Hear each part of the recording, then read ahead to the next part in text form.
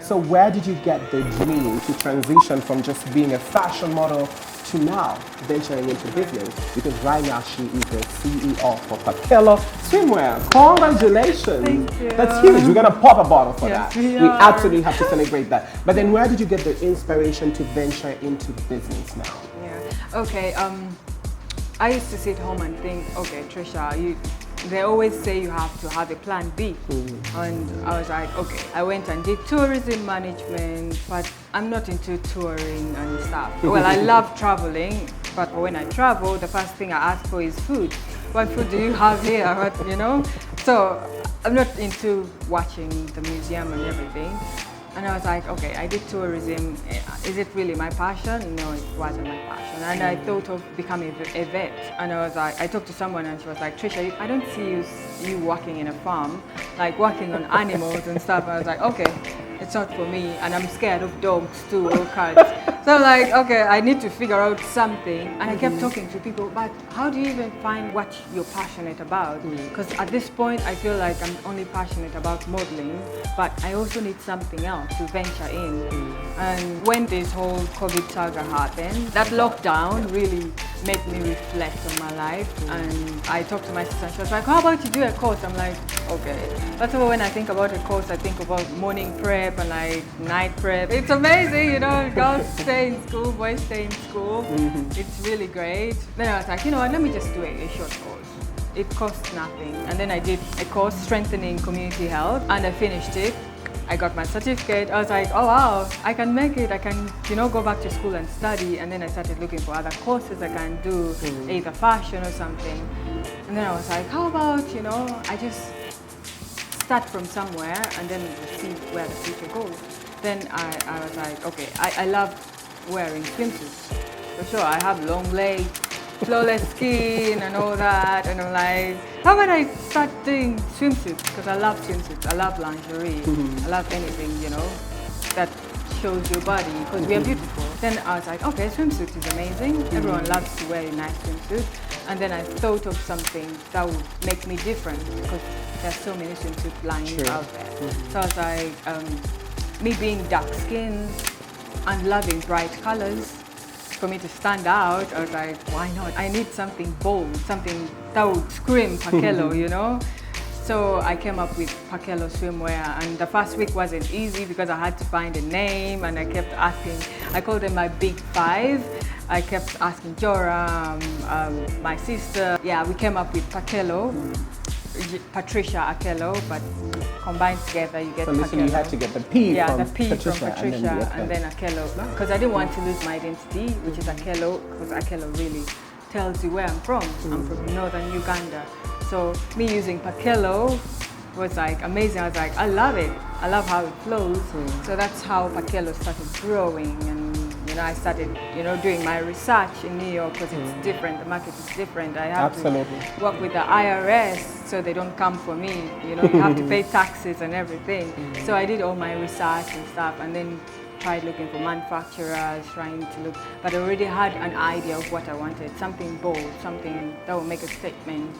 That when you're at the pool, they just see you coming from a distance and like, oh wow, you look amazing, you know, that color is amazing. So yeah, that's how I started. Amazing. So how do we get your brand? How do we get the swimsuits? Because I know so many people that are watching must be like, oh my goodness, I've been seeing Pakello all over the place. How do we accept the swimsuits? How do we get them? So Pakello is an online business, it's an online swimwear. You can find it on www.pakelloswimwear.com online, or, well, you can just contact me and you can find a way of shipping it back home here because it's a bit tricky to send stuff here. And I'm really looking forward for this year because I have big dreams to bring it home.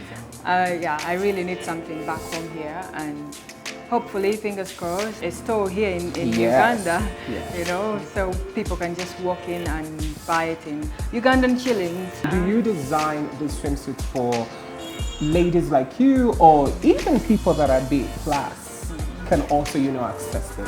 Because I know my sisters out there must be like, huh, the swimsuits are strictly for, you know, people like Pakello, like Patricia, or, you know, something like that? Do you design for, you know, a wider range, or they're strictly for, you know, sample sizes? Yeah. So I started with from small to large until, you know, people back home are like, "Hi Trisha, here in Uganda, Petweli, they made it." So to call it sizes, it's a two car. So I was like, you know what, I need to, you know, push it more to, because I'm not really, because all these things you have to learn, you have to talk to people, different shapes wear different, you know, styles and stuff. So all these things I'm not so familiar with, but I'll keep doing research and asking. So I tried to push to XL. So from now I'm selling from small to XL, and fingers crossed we can go to XXL and all that. But for now, I need to still learn the market and study the market and stuff, yeah. But for now, I have from small to extra large. Amazing. Super proud of you. So before we leave, because I know you have to like usually catch your flight and then leave. So I know you must be like, John, wind up, I need to go. I need to go. So what is the biggest advice, or you know, what are some of the tips that you would give to girls aspiring to be like you, boys aspiring to be like you? Because I know there's so many people that are dreaming to be, you know, like you. What are some of, you know, the tips that you can give them, the biggest advice that you can give to all of them? The biggest advice I would give people is first listen to yourself. What do you really want to do? Do you really want to be in this market? Is it really for you? Because when you speak to yourself, you get answers. And then from there, you broaden it, you go out and ask other people. Because also people see something in us that we don't see in ourselves. Someone might look at you and they're like, oh wow, she can be a model. And for you, you didn't even notice that you can be a model. So when you speak to people, they tell you what you're really good at. It's really hard to, you know, have people tell you, no, you cannot be a model. It's really hard. But again, you need this kind of advice. You need someone who's going to tell you, no, this is not for you. This is a bit tricky, or you try it and we see. If it doesn't work, don't be disappointed. It's good also to talk to other people and find out if it's really the market for you, or, you know, speak to yourself, and if you feel really confident and you really feel you can do it, then, you know, who am I, or who is Joram to stop you? Go and try it. If it doesn't work out for you, don't feel disappointed. And always pray. I believe in prayer for sure. I believe in God. God is a miracle worker, and He has been by my side, and He can work for you. He can guide you through everything. And yeah, I believe in like talking to the Most High God, people around you. Speak to yourself, believe in yourself, push yourself, and yeah. The last one. So many people don't know how to take rejection. Yeah. So many. And I believe it's a business whereby rejection is literally like food. It's like ice cream. They hand it to you every single day. How have you managed to, you know, deal with rejection? How do you deal with rejection? Believe me when I say it was hard. It was so disappointing. It was like draining. You know, you go to a casting, they're like, no. You're not good enough. No, you're not good enough. No, you're too tall. Imagine they tell you you're too tall, or no, you're too short. You know, I used to go to Germany for castings, and they would put a 5'11", 6 to measure, and you're like, maybe I shrunk or something. And you're like, okay, I need to be, you know, 5'11". And now the market's changing. They're taking everyone, and like, it's amazing. So don't feel bad if they don't take you at that time, because the market is big.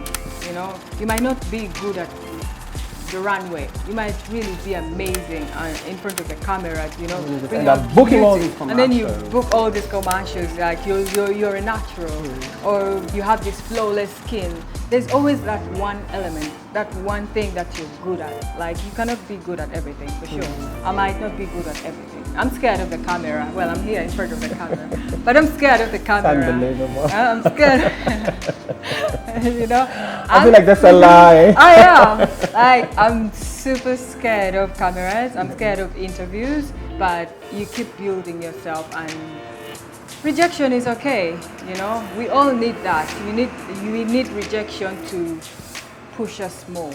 Because like when they refuse to give you a booking today, you're like, okay, maybe it wasn't meant for me, you know, maybe something would have happened, or maybe even the money wasn't enough. So I love that mentality. Yeah, I so, love how so you like handle it. I always look at the positive side of things. Like maybe it wasn't for me, there's something else coming, you know, and it really happened. It really worked. Today you're rejected, tomorrow someone else comes and they're like, you're the one, you're the face we want, you know, so just don't give up.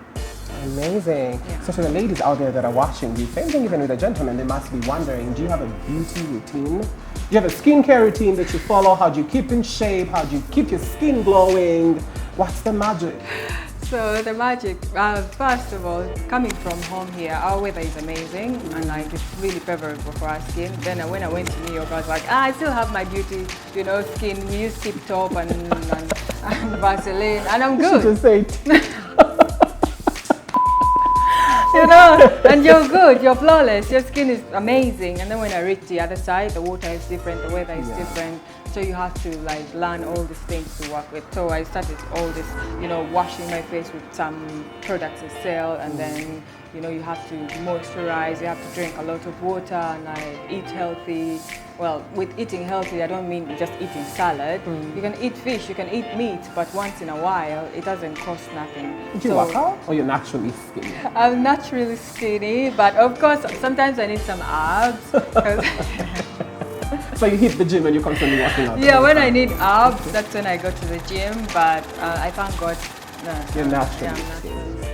Amazing. Well done, Patricia. It was amazing having you on the show. Dora. So before you actually leave to head to the airport to catch that flight, we do have, you know, a ritual that we do on the show. Yeah. We pop champagne to celebrate. Yep. So time is now to pop that champagne.